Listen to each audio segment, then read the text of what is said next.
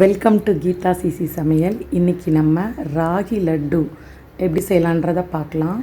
இதுக்கு ராகி புட்டு தேவைப்படும். ஒருவேளை நீங்கள் ராகி புட்டு செஞ்சு மீதியாக இருந்தால் கூட இதுக்கு யூஸ் பண்ணிக்கலாம். எப்படி செய்யலான்னு பார்க்கலாம்.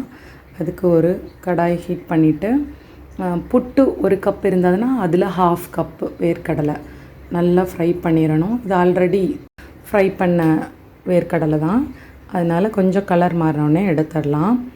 தோலோடு இருந்ததுன்னா நல்லா ஃப்ரை பண்ணிவிட்டு தோல் எடுத்துகிட்டு சேர்த்துக்கலாம்.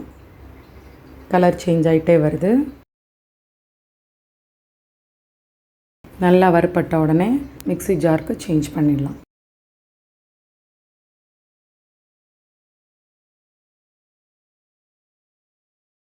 இப்போ 1/4 கப்பு எள். எந்த மெஷர்மெண்ட் கப்பில் நம்ம புட்டு மாவு எடுத்துக்கணும், அதில் 1/2 வேர்க்கடலை, அதில் 1/4 பங்கு எள் நல்லா பொரியிற அளவுக்கு வறுக்கணும். பாருங்கள் எவ்வளோ அழகாக பொரியுது. அந்த ஸ்மெல்லே நமக்கு நல்லா தெரியும். அது வரைக்கும் வறுக்கணும். அதே சமயம் கரிஞ்சிடக்கூடாது. ஸ்டவ்வை சிம்மில் வச்சுட்டு வறுத்துக்கலாம். வறுபட்டுருச்சு. இதையும் இப்போ ஒரு மிக்ஸி பவுலுக்கு மாற்றிடலாம். இது கூடவே நாட்டு சர்க்கரை இல்லை கருப்பட்டி இல்லை வெல்லம் சேர்த்துக்கலாம். 3/4 பங்கு. நான் ஆல்ரெடி புட்டில் சேர்த்துருக்கனால கொஞ்சம் மட்டும் சேர்த்துக்கிறேன். இந்த மாதிரி அரைச்சிக்கலாம். ரொம்ப நைஸாக இருக்கணும்னு தேவையில்லை. இது புட்டு. இதில் நான் தேங்காய் பூ போட்டிருக்கேன்.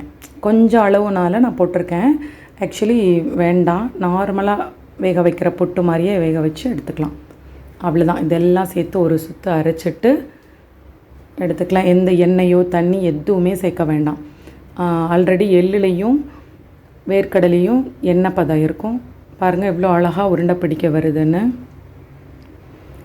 இது ரொம்ப ரொம்ப சத்து. குழந்தைங்களுக்கு ஸ்நாக்ஸ் கொடுத்து விடலாம். நம்ம வீட்டில் பெரியவங்கலேருந்து சின்னவங்க வரைக்கும் எல்லாருமே எடுத்துக்கலாம். இனிப்பு வேணால் நீங்கள் கொஞ்சம் குறைச்சிக்கலாம், வயசானவங்க சாப்பிட்ற மாதிரி இருந்தால். ஆனால் அது ரொம்ப நல்லாயிருக்கும். சாப்பிட்டு பாருங்கள். வேர்க்கடலை அங்கங்கே கடிப்படும், அதனால் நல்லாயிருக்கும். ட்ரை பண்ணி பாருங்கள். தேங்க்யூ ஃபார் வாட்சிங்.